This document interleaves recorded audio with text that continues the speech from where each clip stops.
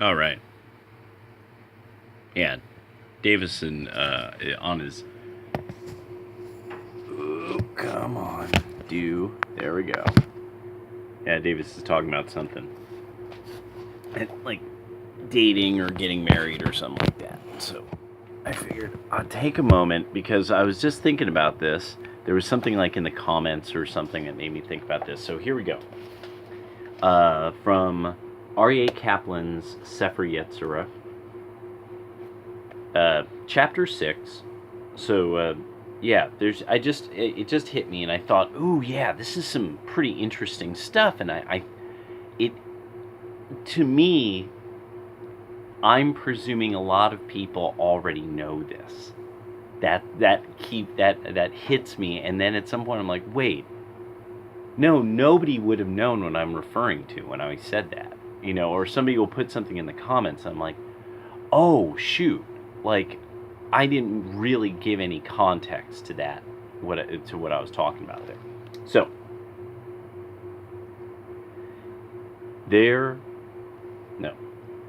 these are the three mothers, Aleph, Mem, Shin,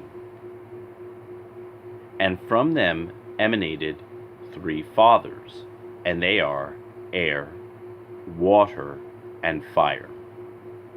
And from the fathers, descendants, three fathers and their descendants, and 7 planets and their hosts, and 12 diagonal boundaries. A proof of this, true witnesses in the universe, the year, soul, and a rule of 12 and 7 and 3. He set them in the Teli, the cycle, and the heart. From them emanated 3 fathers. This is the same as chapter 3, line 2. No, chapter 3, second paragraph. There we go. Except that here the fathers emanate, while above they were born. From the mothers, Aleph, Mem, Shin, emanated the concept of thesis, antithesis, and synthesis, as discussed earlier. These are the fathers, represented by fire, water, and air. From this triad comes the 3 columns of the Sephirot. So when you see like the Kabbalistic tree of life, the 3 columns, and from them all the rest of creation. So that's the tree of knowledge of good and evil. He's explaining how the 3 columns come into existence. The Teli. This is one of the most mysterious words in the Sefer Yetzirah. The term occurs neither in the Bible nor in the Talmud, and there is considerable discussion as to its meaning. The only place where we find a similar word is in a single reference to a weapon, where Jacob told Esau, "Take your instruments, your teli, and your bow." Genesis 27:3. Some commentaries interpret the teli here to be a kind of sword, and it is given this name because it hangs tala from one side. Others say that it is a quiver in which the arrows are piled, talal. The term, however, appears more suggestive of a kind of bola. This is a line with a ball at the end, used to ensnare animals. It would be called a teli because the ball hangs, tala, from the line. This is also supported by the fact that the scripture clearly states that Esau was to trap tzad, an animal. According to many Kabbalists, the teli mentioned here in Sefer Yetzirah is the imaginary axis around which the heavens rotate.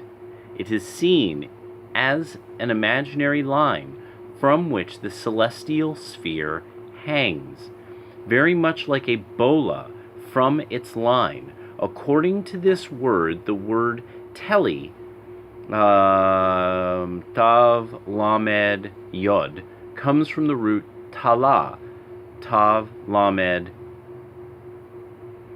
He, Het, not He, Het.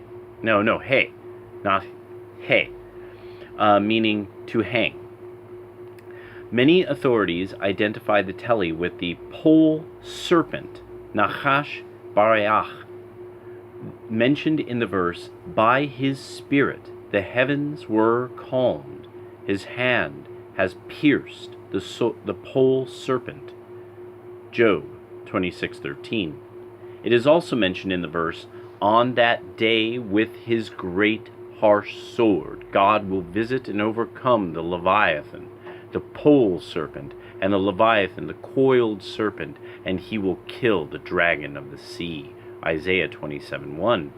This pole serpent, which is identified with the Leviathan, may be seen as an imaginary creature from which the earth hangs. Thus, in an ancient mystical midrash, we find that the world hangs from a fin of the Leviathan.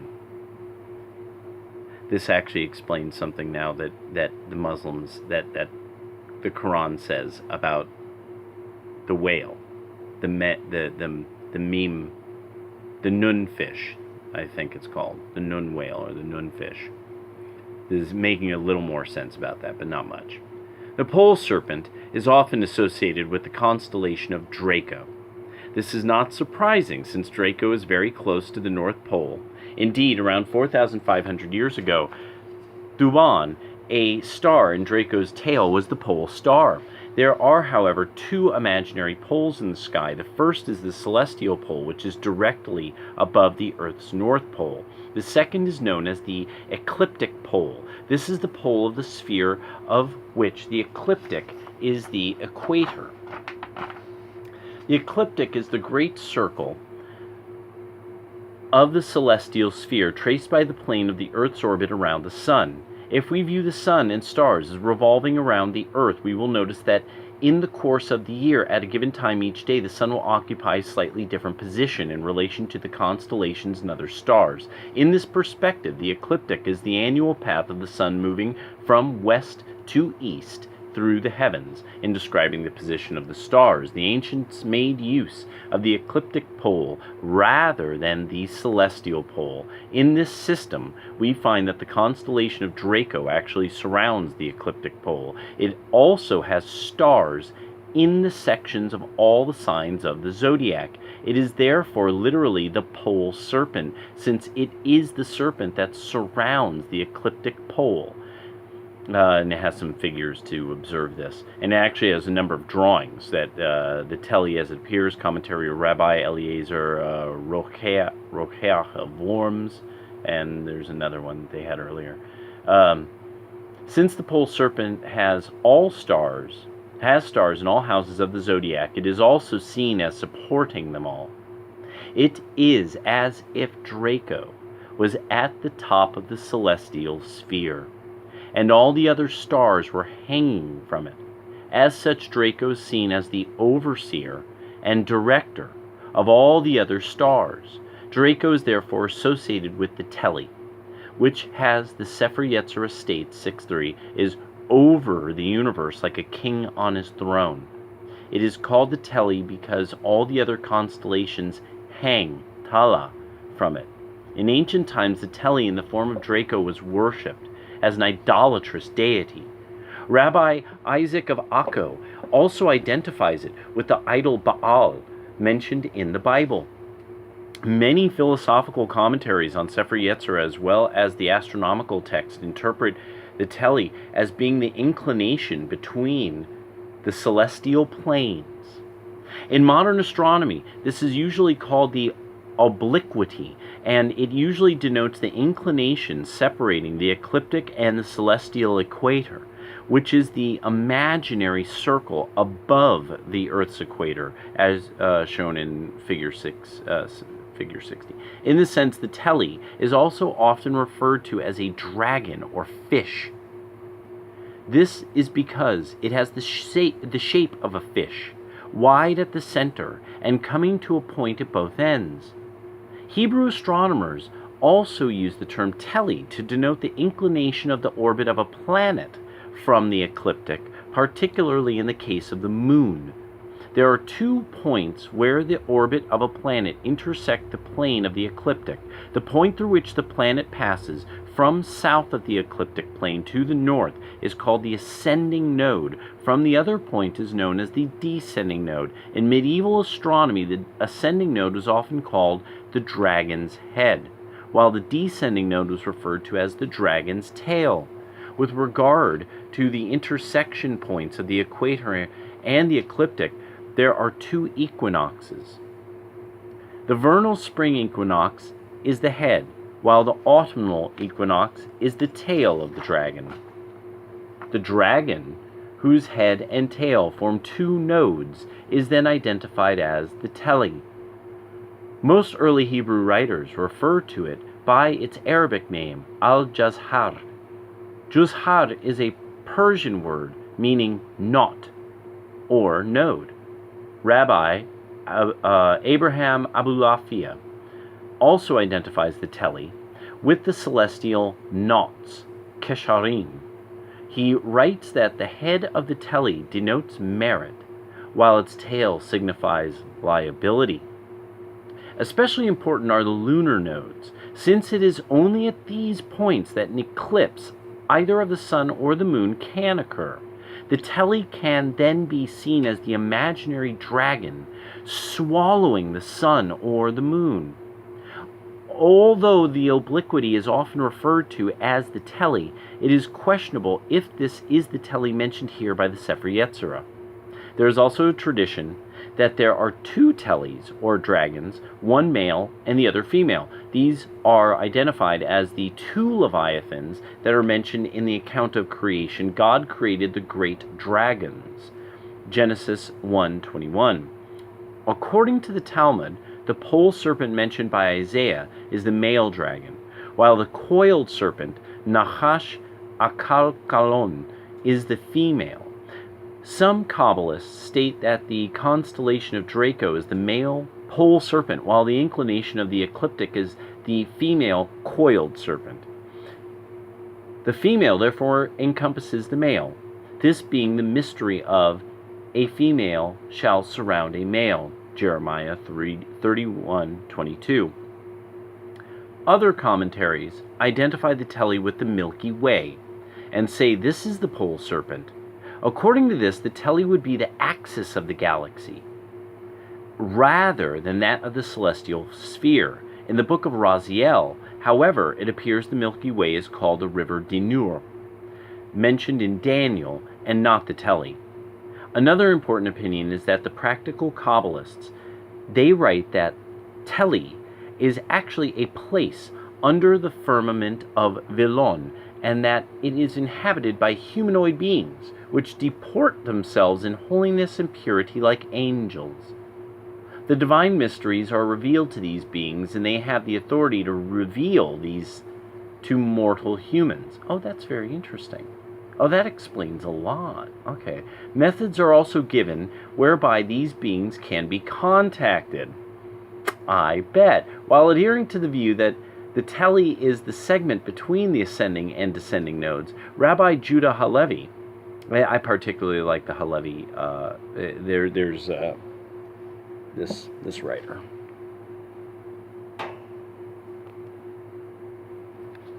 The Cordovero School. I forget which Kabbalistic organization. It still exists. You could find them online. Also writes that the Teli alludes to the spiritual world and to hidden mysteries which cannot be grasped. Rabbi Abraham Abulafia similarly writes that the knots of the Teli are knots of love and mystical union. The nodes of the Teli are the points where 2 divergent orbits meet. The physical and spiritual worlds can also be looked upon as 2 divergent orbits. The Teli would then represent the nodes where the physical and spiritual meet. This picture is clarified through a Talmudic example the Talmud presents, a picture where the storm wind hangs, Tala, between the 2 arms of God like an amulet. This hanging can be identified with the Teli, as discussed earlier, the storm wind, Sa'ara. Sa'ara. Okay. Oh, okay, I see. Refers to the initiation into the prophetic or mystical experience. Interesting. That's a similar thing as reported by students of Dynamo Jack of Indonesia. The Taoist Magus of Java is what he's known as. The two nodes of the Teli are the spiritual points from which this amulet hangs. The Talmud, therefore, states that the arms from which it hangs are the arms of the universe. As discussed earlier, the arms of the universe denotes the 12 diagonal boundaries. Sefer Yetzirah 5:2. One of the most significant interpretations is that of the Bahir. The Bahir states, what is the Teli?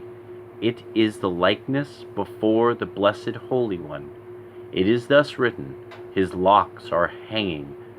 Talim, Song of Songs 5:11. The link with this biblical verse is highly significant. In its entirety, the verse reads, his head is a treasure of fine gold, his locks are hanging, black like a raven. In both Talmudic and Kabbalistic traditions, this verse has two interpretations. First, it relates to a vision of God, indicating that when he is visualized in battle, he is seen as a young man with black hair. The Kabbalists say that this is Zer Anpin, the small face, or the microprosopos, the personification of the 6 Sephirot from Hesed to Yesod. The second interpretation relates this verse to the Torah. The Talmud states that the hanging or piled hair relates to the fact that every letter of the Torah contains piles and piles, telaim, of wisdom.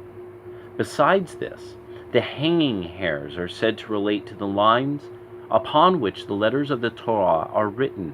The Torah which is spoken of here is not the ordinary written Torah, but the primeval Torah, which was written with black fire on white fire. According to many Kabbalists, this primeval Torah in itself is identified with Zer Anpin. In this picture, each letter of the Torah is seen as a hair in the beard of Zer Anpin. These are not seen as simple hairs, but as channels through which God's wisdom emanates from his head. The head is the concealed wisdom of God, while the letters are its outward revelation. The portion of God's wisdom that we can comprehend bears the same relationship to his true wisdom that the hair does to the brain. The brain is the center of all thought, while the hair is essentially dead. There is a world of difference between the two, yet all that we can comprehend is the hair. The verse says, his head is a treasure of fine gold. This refers to the unknowable divine intellect. Since all that we can comprehend is a hair, the verse continues, his locks are hanging, piled, black like a raven. Even these hairs contain piles and piles, telaim, of wisdom. Still it is black like a raven. Even these hairs are black and incomprehensible. Each of these hairs corresponds to a point in the letters of the Torah. Each letter contains piles and piles of wisdom. These talim, which mean hangings or piles, thus refer to the divine wisdom that is revealed. According to the Midrash, however, they do not refer to the letters themselves, but to the lines, sirtut, upon which they are written. When one writes a physical Torah, one must first draw lines upon which to write the letters. These lines are not actually drawn with ink, but are merely impressed into the parchment with a sharp instrument. These almost invisible lines represent the hanging of the hair, the link between the letter and its spiritual root. From each hair is the divine beard of Zer Anpin. There hangs a universe. Each of these universes is also related to a letter in the Torah.